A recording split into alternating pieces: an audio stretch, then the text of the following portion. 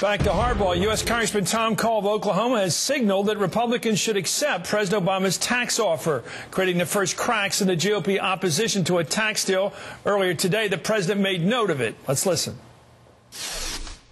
I'm glad to see, if you've been reading the papers lately, that more and more Republicans in Congress seem to be agreeing with this idea that we should have a balanced approach. So if both parties agree we should not raise taxes on middle-class families, let's begin our work with where we agree.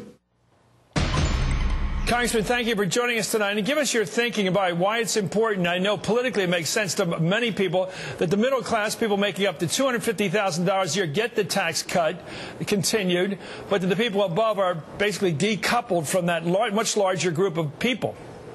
Well, Chris, I don't think taxes ought to go up for anybody. I think it's bad economic policy. It will eventually cost us jobs, and it'll eventually slow the economy, and that's going to cost us revenue as well. So I don't agree with the president on that point. And frankly, I think he needs to be a lot more specific about putting spending cuts and entitlement reform on the table. Having said that, though, if the president's willing to accept 80% of the Bush tax cuts for 98% of the American people and make them permanent, I think that is a point we should agree on, do that, and then continue to fight for the things that we believe in. Simply because we accept that part of his offer doesn't mean that we have to agree with the rest. But what I think a lot of people forget is, look, these tax rates are going up automatically unless Congress acts. I favor acting to save as many of them as possible. Makes sense. Here's today the Speaker of the House, John Boehner, singled you out for your remarks and on the compromise. Let's listen to what he said about you, sir. I told Tom earlier in our conference meeting that I disagreed with it. You're not going to grow the economy if you raise tax rates on the top two rates. It'll hurt small businesses. It'll hurt our economy. Well, you're sort of arguing past each other there, with all respect to the Speaker. You just said to us you really want to get the tax cuts insured and maintained for people who, most Americans, 98% of Americans, is not so much you disagree about the top two. Whereas the Speaker seems to be saying don't separate the two issues because politically we'll never be able to save the rich unless we couple them with the regular people.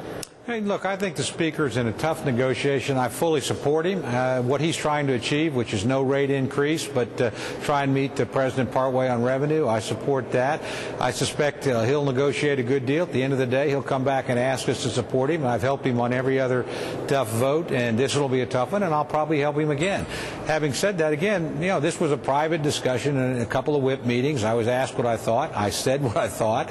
I still believe that, but I respect the Speaker. Look, he's a friend of mine, and we have a great relationship.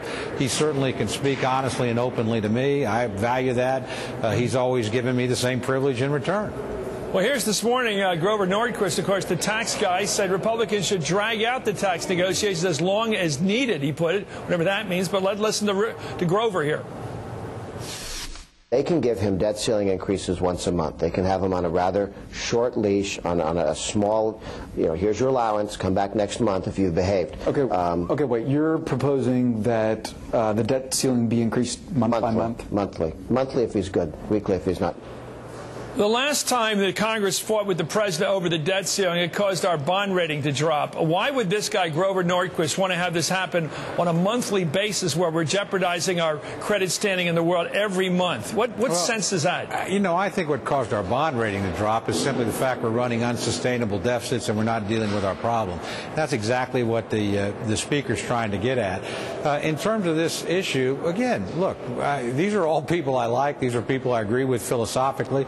But I also want to, do a good deal for the American taxpayer, including 98% of them. If we can take care of their issue, I think we'll win the debate. I think they agree with us fundamentally that increases in taxes on anybody cost jobs. That's not good. But as long as the sword of Damocles is over their head that their taxes might go up, I don't think they're really got time to focus on that debate. So, again, I just think we ought to take that off. We agree with the president on that, but I respect the Speaker. I support the Speaker, and we'll get to a tough deal at the end of this process.